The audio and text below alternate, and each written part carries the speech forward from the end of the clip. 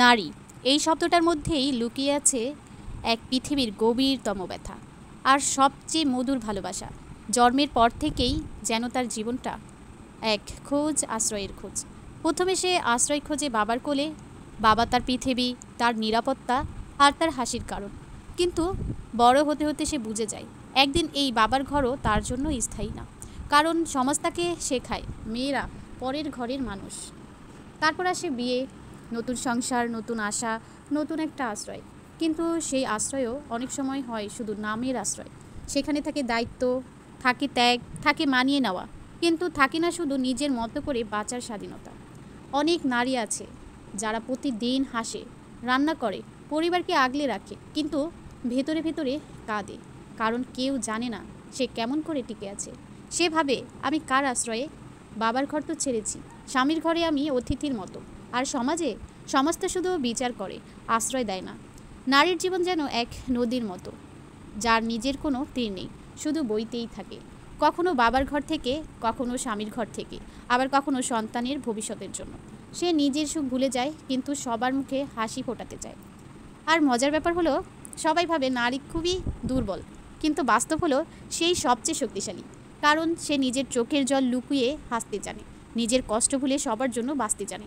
সে ভেঙে পড়ে, আবার গড়ে ওঠে, প্রতিদিন, প্রতি মুহূর্তে। একজন নারী হয়তো কখনোই উচ্চস্বরে কিছু বলে না, কিন্তু তার নীরবতা অনেক কিছুই বলে। তার নিঃশব্দ কান্না বলে, আমি ভালো নেই, কিন্তু সবাইকে ভালো রাখতে চাই।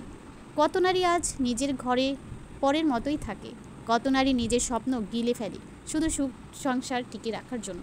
কেউ বোঝে না এই হাসির আড়ালে কতটা ব্যথা লুকিয়ে আছে। নারীর জীবনের আসল সত্যি হলো কি জানেন? তার কোনো স্থায়ী আশ্রয় নেই। বাবার ঘর, স্বামীর ঘর, সমাজ, সবই সাময়িক আশ্রয়। তার একমাত্র স্থায়ী আশ্রয় হলো কি জানেন? আল্লাহর ভরসা।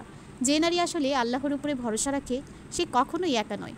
কারণ পৃথিবীর সব দরজা বন্ধ হলেও না, আল্লাহর দরজা সব সময় খোলা থাকে তার জন্য। তাই নারী যদি কাঁদে, সেটা দুর্বলতার নয়, সেটাই তার ভালোবাসা। নারী যদি চুপ থাকে, সেটাও তার সহনশীলতা।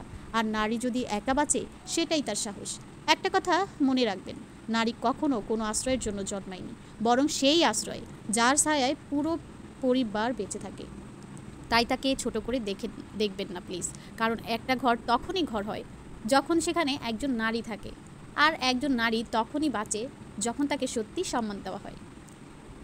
আপনি যদি কোনো নারীর জীবনে থেকেও তাকে একা অনুভব করান, তাহলে আপনি শুধু একজন মানুষকে নয়, বরং একটা পৃথিবীকে একা করে দিয়েছেন।